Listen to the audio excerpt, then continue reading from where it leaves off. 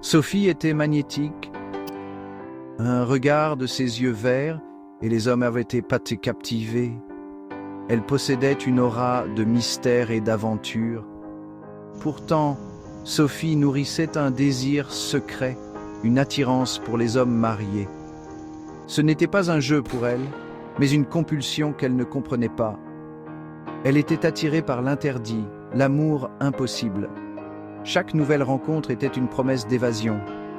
Un homme d'affaires prospère, un artiste torturé, un médecin renommé, tous mariés, tous séduits par son charme. Les rendez-vous étaient clandestins, dans des restaurants discrets ou des bars feutrés.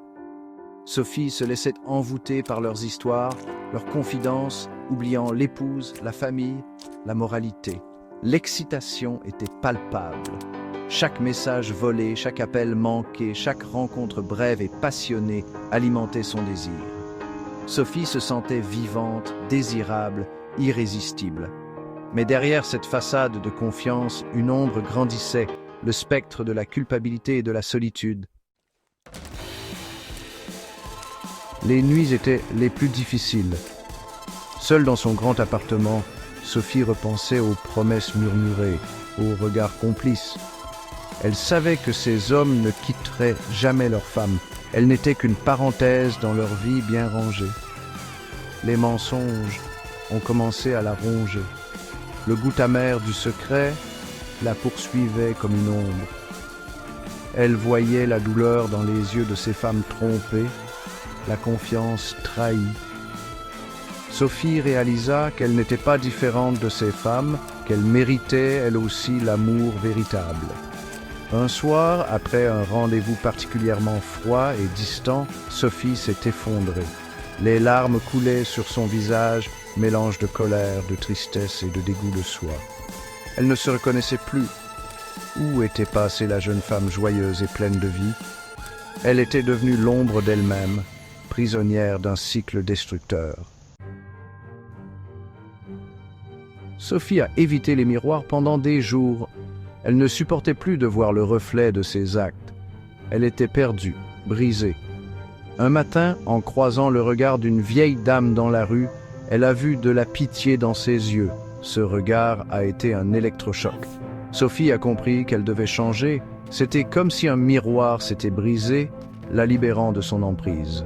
Sophie a commencé par couper les ponts avec tous ses amants. Les appels et les messages sont restés sans réponse.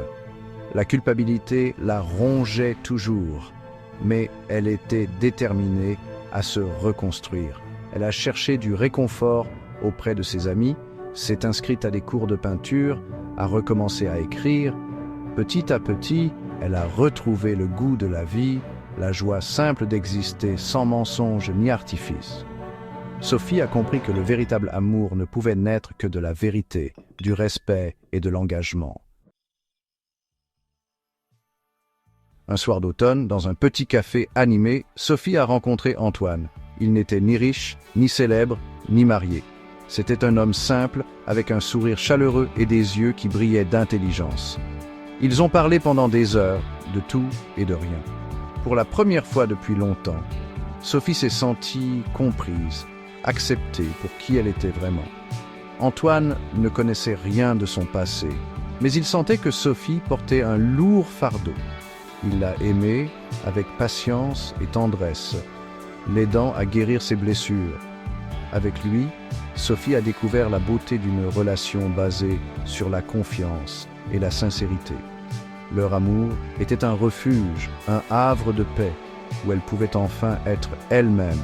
Leur amour a grandi lentement, solide comme un chêne.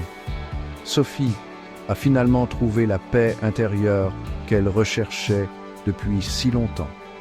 Elle ne regrettait pas son passé, car il avait fait d'elle la femme qu'elle était aujourd'hui. Sophie avait appris de ses erreurs et était déterminée à ne plus jamais blesser qui que ce soit. Son cœur était enfin guéri, rempli d'un amour sincère et durable.